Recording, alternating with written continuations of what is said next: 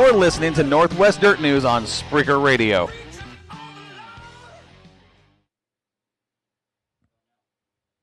And we are hot from the Amco Total Car Care studio inside Jetstream Aqua Massage. Man, crazy week. It is hot here in Oregon. It's about 101 degrees outside right now. Glad we're here in the AC, chilling in the studio with Mr. Sam Pettit. I'm Corey Penfold with Moxie Media Promotions. This is West Coast Wide Open. The new intro will be here. I've got word it is coming this week. The next show, I know it. Talk to me, Sam.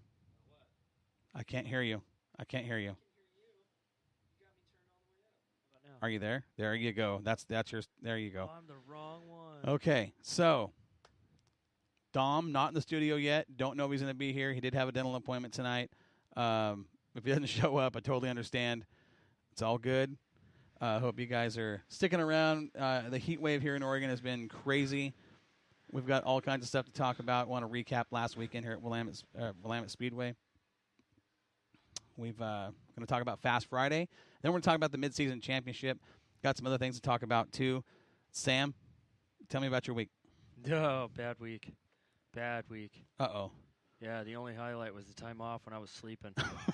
That's a bad week, buddy. What happened?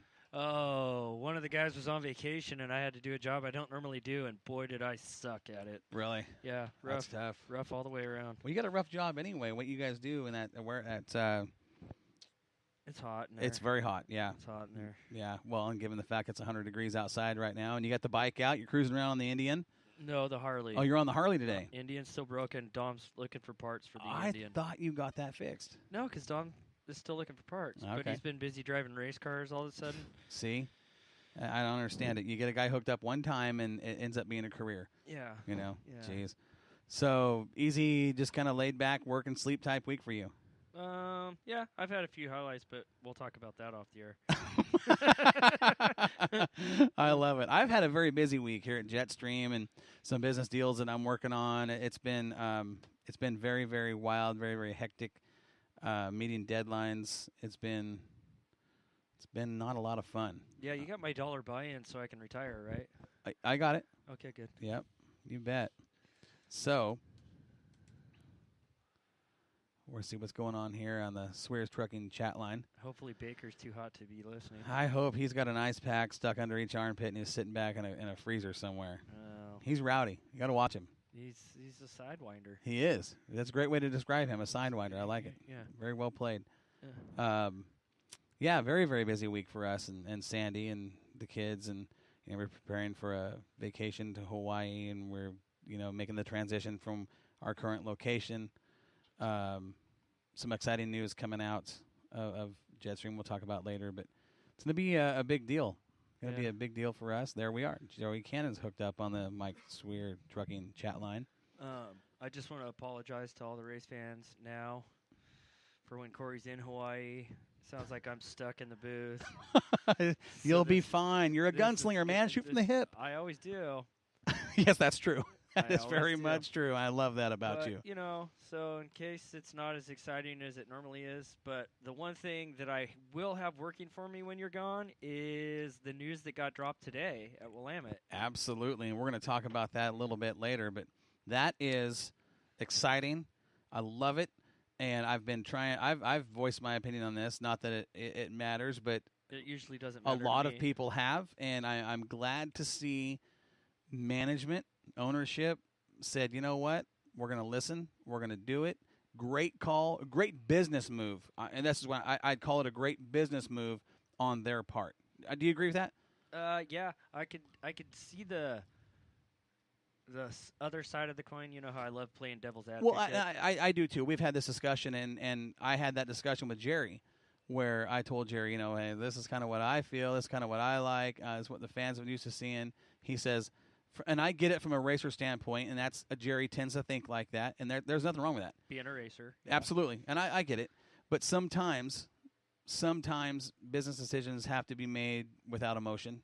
That's you make the best decisions when I think you make the best decision without putting the emotional side to it or the sentiment, whatever. Found out today when they made that call that it's been in the make for a few weeks. Well, I think he actually was talking to a lot of the racers about it and their opinions and reactions. And That was the word that I got from a track official was, yes, that was a lot of feedback came from the racers, asking for it. A lot of the fans asking for it. I just think overall, given the history of that particular racetrack, Willamette Speedway, great move. Let's just tell everybody what it is. If you haven't heard yet, Willamette Speedway, and this right now it's late models. Late models. We're talking about the late model division. They will now go back to the old school ways of your qualifying time will line you up in the main. The faster you qualify, the farther back you're going to start. Fast qualifier, outside back row, full invert. I love it. And you can't sandbag because if you're 1.5 off. Which I think, making a 1.5 second rule, I thought, that's a lot because traditionally it was 0.8. It was 0.8. Given how fast these cars are and how much the track changes, I can understand why it's 1.5 seconds. But that's quite a bit of time, really. In a late model, yeah. Yeah. I mean, well, in any racing format, 1.5 seconds can be a lot of time. I still like the move. I still like it. I think it's going to be a great fan. Number one, first and foremost, a great thing for the fans. Yeah, and the pill draw won't kill Joey as bad as it has been. Well, he's still got a pill draw at the gate. For your qualifying position, then that'll determine how your qualifying position. If you're the first guy out of the last guy, it's still going to shake things up. Yeah. It's going to make it a way more exciting format, and that's what we saw at Willamette Speedway for, close to 45 years. Fast guys in the back. Fans have been wanting this. Me personally, it's what I grew up watching. And I've watched. You have too, Sam. You've been out there for 20-plus years. You know what I'm talking about. We've watched so many champions win championships from the back row. Mm-hmm. It can be done. I think it will be done. It's a lot more work, but it's a lot more gratifying. And it's just so much more exciting to watch. I mean, that's one thing I don't like about the National Series. As great as those series are, they start 24 cars in those fields, sometimes up to 28, 30, depending on what track they're at. And you put the two fastest guys in the front row. I know those guys like it from the racer standpoint. It makes their job easier. I get all that. But if you're a promoter and you're talking about the show, you put those guys in the middle of the pack or you put them in the back of the pack, now you got a show. Well, here's the thing. I look at it. I'm not a racer. I've not been in a car, so my But you've been around the game a long time. You know what you're talking about. My opinion from a racer standpoint is probably 100% invalid. But I'm kind of looking at it this way. I'm gonna go in with this mindset. If I was me doing it, right? And I don't know if Colin does it, Joey does it, Rob Maya does it. Mm-hmm. In a late model, you're gonna hit traffic. You can't not hit traffic at that track. You're gonna hit. So, do you want to start the race in the front and get in a rhythm and then deal with that traffic when the guys are getting faster because they're figuring out what line you're running? You're not watching really what line the guy behind you is doing. There's no way, right? Right. Or do you want to start off in the back, get in your rhythm, and deal with passing that traffic and going for it? Does that make sense? Makes total sense. Like dealing with the traffic from the beginning, or do you want to deal with the end? Me, I'd rather want to deal with the traffic in the beginning. And then when you start lapping them again, you kind of know where they're going to be because you've already passed them once. Does that make sense? I do. But there's the other side of the coin where you start in the back. That's what I'm saying, though. If you start in the back, you pass them once. Right. And then you're coming back around to lap them, mm-hmm. and you already kind of know what they're going to do. Right. So but it also shakes down. There's a lot of stuff gets eliminated with the guys starting in the back. The other guys that are going to fall out are going to fall out, whether they start behind you or in front of you. Mm-hmm. Lap traffic when you start, whether up front or in the back, is always a game changer. Mm-hmm. Look at Colin last weekend. Well, yeah. Prime example. We'll talk about that in the highlights. But I love the old school format of the guys in the back because, and I'm talking from a fan's perspective. I'm talking about from an announcer's perspective.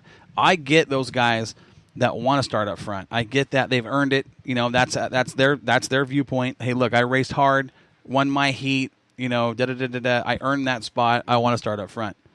And it makes sense. Mm-hmm. There's nothing wrong with it. It just makes for a boring show. Mm-hmm.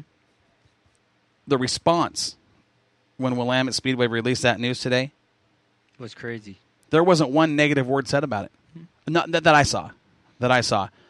And I saw a lot of response on that. That was a big deal for those guys to change that especially in the middle, right after the midseason championship. And we just hit the halfway point, and they're changing that format. I am all for it. That is the best move track officials and ownership has, other than the remodel and making the place look like Daytona. It's just a beautiful facility. Kudos. That was great. That since then, this is the best thing they've done. Truly is. I've had a conversation with Jerry about it, and I understand where Jerry's coming from. We talked about it several years ago. It was 3-4 years ago we talked about it, and I said, well, it's going to kind of shake things up with the fans, and it's going to kind of make for a boring show. Jerry says, yeah, but heard him out, understand where he's coming from, earning that position, much like NASCAR puts the fast guy in the pole. I hate that. Mm-hmm. Could you imagine watching the Daytona 500 with the fast guys coming from the back? Oh, it'd be nuts. It'd be a great show. The problem with that, and I understand why NASCAR puts the fast guys up front, it truly is a safety thing. Mm-hmm. You're talking guys running 200, 210 miles an hour, coming through traffic with rookies and slower cars that don't have the corporate sponsor. I understand that. That makes sense. But here in the dirt track world, when you want to show and you got to go, and you got 40 laps to do it, those fast guys from the back, incredible. And it's doable. I mean, guys have proved it a couple times. Joey's proved it the last couple of years. But let's take a moment to look back. Let's go back to the days of Pappy Greenwood and George Waters and Don Wilson and Mark Howard. We're going back, we're going from the 60s, 70s, 80s. You look in the 90s, Darren Koffel, Bob Jeffrey, Tom Wagner, Russell. The best of the best. They all won their championships from the back row. What I like about that, I don't know what they're going to do scoring-wise. I don't know if they're still going to do the passing points, because that makes a big difference, especially when you're coming from the back. Okay. Perfect example. Bob Jeffrey in the V6 Rayburn, 22 starts, 22 late models races that year. He won 18 of them from the back row. Mm-hmm. It can be done. And the thing about it, too, is people say, oh, it can't be done. The cars are there's unequal. The cars are so equal anymore. There's no junk out there. Mm-mm. It's not like the old days where you had 6 guys that can win. I'm excited to see this because now we've got a field of 16, 18, however many cars going to be there. With this format, anybody can win. Mm-hmm. And I love that. The little guy that shows up on an open trailer, has a real shot to win or have a career best. I love it. I absolutely love it. Well, and that's just it. There's older late model chassis out there that are running competitively right now. Yep. Because the guys that are setting them up with suspension. Right. Well, and that's the shock game. It doesn't matter if it's a Rayburn, Schwartz, Rocket. Here's my X Factor. When we're talking late models here, my opinion of late models and chassis, okay, it's a funny thing. Been around it a long time. You look at how these cars are built. They're all so similar. I think anymore, with the knowledge that's out there, coming especially from the back east out here, I truly believe a chassis is a name brand. It's a badge that you bolt parts onto. Mm-hmm. Okay, you can't just say, well, that guy is better because he's got a Schwartz. No, that guy's better because he's in an X Factor. No, this guy here has got a Rocket. Mm-hmm. They're all so equal. It really now back in the day, you're right. When the Rayburns came out here and took over, it was all about chassis. Then the Shaws came in, and they were the new thing. Then came the GRTs and the Masters builds, and then the Schwartz came in, and they all had their era. Mm-hmm. Now they're all so freaking equal. The biggest deal is the shock game. Mm-hmm. If your shock game isn't on point, I don't care who you are, you're not going to win. No. You're not even going to be competitive. Not at all. That's the state of late model. Bunch of bars. Mm-hmm. Bunch of bars, and of course, chassis manufacturers will say, you guys don't know what you're talking about. Okay, let's talk about last week in the heat race. We had an 8-car heat